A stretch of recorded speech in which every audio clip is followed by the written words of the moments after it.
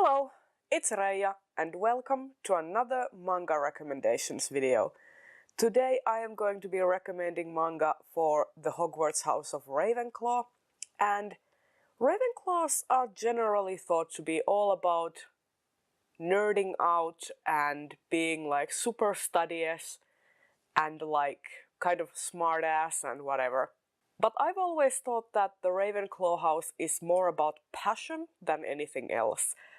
Passion to learn, passion towards a thing you're interested in, the need to share it with others, the need to try and become the best version of yourself that you can, be it through art or studying or anything. It is about the passion for knowledge, the passion to find out new things and seeing knowledge and studying as a sort of adventure and trying to better yourself. That's what I think that House Ravenclaw is most about. And all of these manga series that I am going to recommend are precisely about passion and passion for knowledge and trying to become a better version of yourself through endless self-improvement. I hope you will enjoy.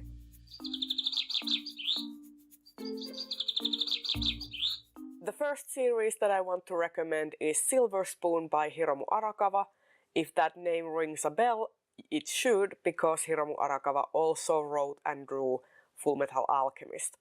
And Silver Spoon could not be more different to Fullmetal Alchemist. It is a contemporary slice of life manga following a high school student who becomes a freshman in this agricultural high school called Hachiken, and he has basically burned out in this huge important prep school that was supposed to prep him to this sort of like Ivy League elite high schools and universities in Tokyo. But even though he is a super studious person, he was burning out on the pressure and on the need to compare himself to others.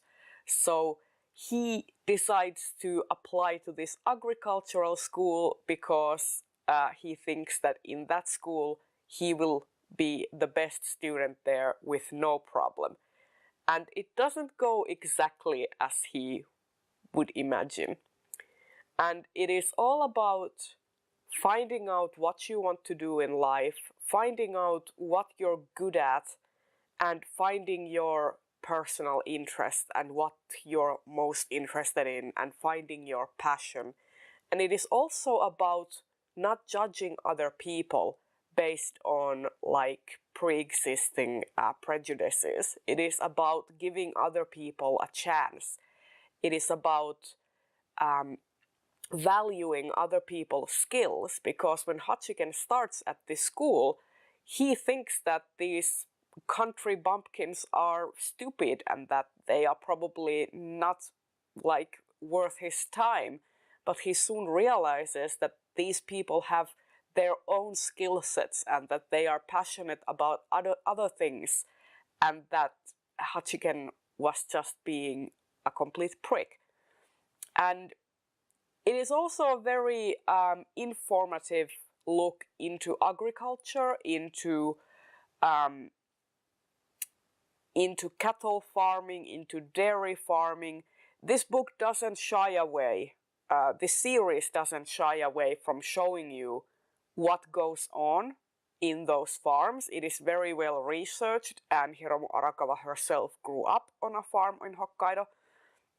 So I would say that if you are kind of queasy about, for example, things like slaughtering or talking about animals getting slaughtered, this isn't a graphic series in that it doesn't depict those things graphically, but they are talked about, they are discussed, and they are talked about in a way that is very sort of part of the way of life there. And I personally, as an old farmhand, I also grew up on a cattle farm. I would give this a very high recommendation based on the accuracy with with which it depicts agriculture and that kind of country life.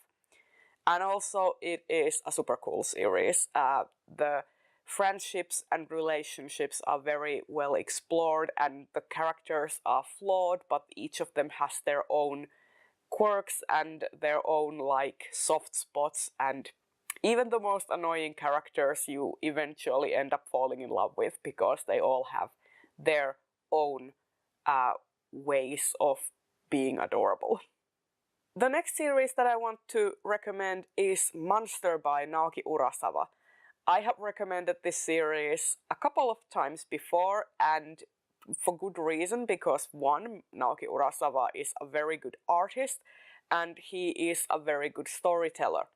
His stories always have this very cinematic quality. He knows how to use space and panel layouts to really drive home the emotional impact of a given scene. And he also plots his stories in a very organic way and uses foreshadowing to kind of plant these seeds of the story progress. And then when the story starts to go in that direction, you're like, I know what you did there, Mr. Urasawa. He is a masterful storyteller. And Monster is about a Japanese doctor called Kenma living in Germany. And he is living in Germany during the time when East and West Germany have just become united again. And what happens is that he saves this young boy who has a gunshot wound, and he saves him. And after that, weird things that start happening. And eventually Kenma gets accused of murdering his colleagues. And he goes on the run and tries to find out who the real killer is and tries to exact revenge.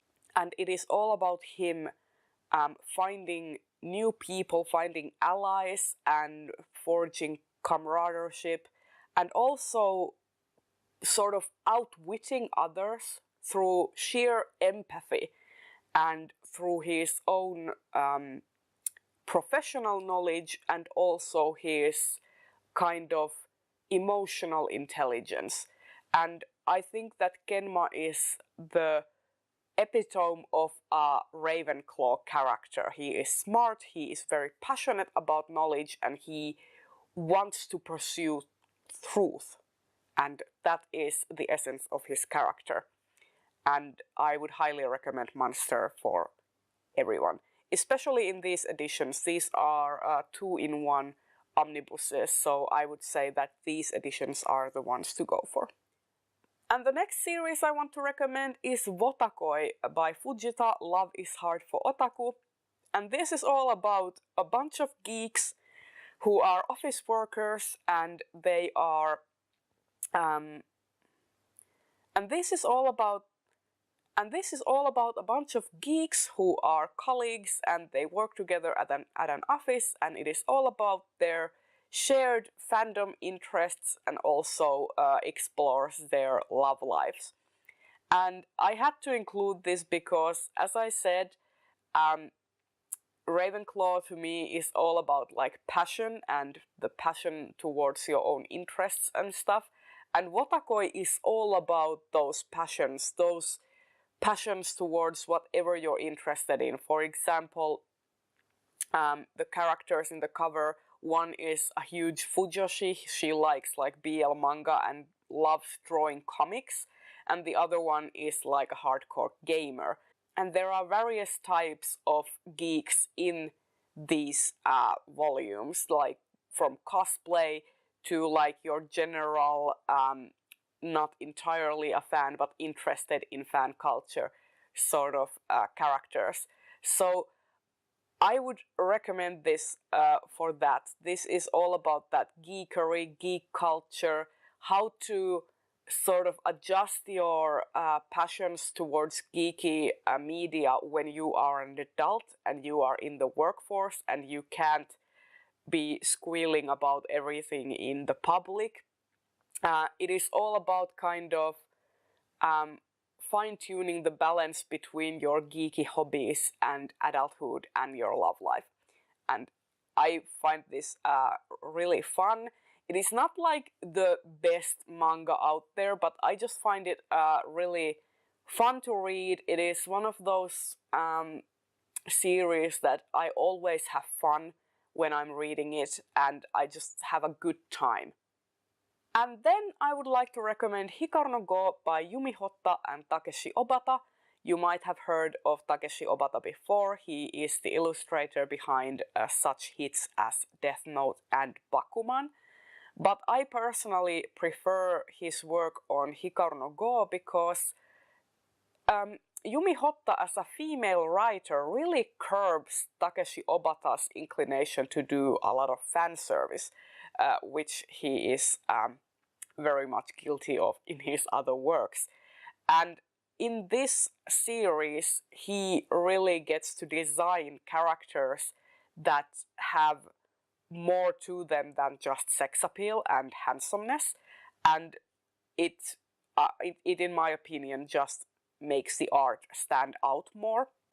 Hikaru no Go is about this boy called Hikaru who is kind of an asshole. He is a middle school student who has no passions. He just wants to play games and hang out with friends and kind of like make a quick buck to go to the arcade and play games and just kind of waste his time. Essentially, he doesn't have any particular hobbies or anything, and he doesn't respect he doesn't respect the people around him, like his grandparents or even his friends. He's kind of a brat. And one day he goes to his grandparents' place, and in order to find something to sell, in order to make a quick buck and spend it on himself, and he comes across this Go playing board, and he sees a stain there and tries to clean it, and it turns out that only he can see the stain, and the Go board is being haunted by a ghost from the old Heian period, who was a Go tutor to the emperor. And this ghost starts to haunt Hikaru and wants to use him as a vessel to play more Go. And that's where the story starts to go on. And this is all about finding your passion, finding something you are interested in. At first, Hikaru is a completely unwilling participant in this whole scheme to get him to play Go matches. But eventually he starts to find out that he is having fun and he wants to learn to play for himself. He doesn't just want to be a vessel for the ghost of Sai. He wants to learn how to become a better player himself. And this is basically a sports manga that follows his progress from a complete newbie and beginner in the Go world and sees him become a professional player. And I love this series. It takes you a couple of volumes to really get into it. I would say that the first 2 volumes are the hardest. Hikaru is a real brat. But after that, the series starts to really get its bearings, and I would highly recommend this series. There is also an anime that is quite long, and it's just a lot of fun. This series actually got me interested in learning Go myself. I am a horrible player, but nonetheless, this series is what got me interested in learning it in the first place. So I would recommend it highly. And the final series that I would like to recommend to Ravenclaws is The Promised Neverland by Kaiu, Shirai and Pozuka Demisu. Now, if you have followed my channel for any length of time, you might know that I have a bit of an obsession with this series. I think that out of all currently running shonen manga titles, this is the best one. It is the best written one, and it has the best atmosphere, best characterization, least amount of fan service. It's just all around a treat. It's about these orphan kids who have been living in this orphanage called the Gracefield House under the guidance of a character known just as Mom. And they have no reason to suspect that anything is amiss until one day one of their siblings gets adopted and two of the children go and try to bring her a toy she's lost, and during this escapade they discover a horrible secret behind the house, which means that they must escape. And this is all about found family and all of these kids working together and all of them having their own strengths with which to support the group. For example, Emma is really athletic. She is very fast. She's a very fast learner, and she's kind of the leader and the soul of the group. Whereas Norman and Ray are more like book smart and more like planners, and there's like a dynamic between these children where each of their strengths supports the group and they all kind of work around their weaknesses. And this is just such a well-written series. There's a lot of like foreshadowing. The world building is on point, and I just want to keep finding out more about the world as the series goes on. It is just marvelous. And I also think that this series is all about like Ravenclaws, because basically every child in this group is a Ravenclaw. They're all super smart, they are all super passionate about learning, they are fast learners, they want to strive to be better in order to support their found family, and it is just wonderful. And yeah, I will highly recommend The Promised Neverland.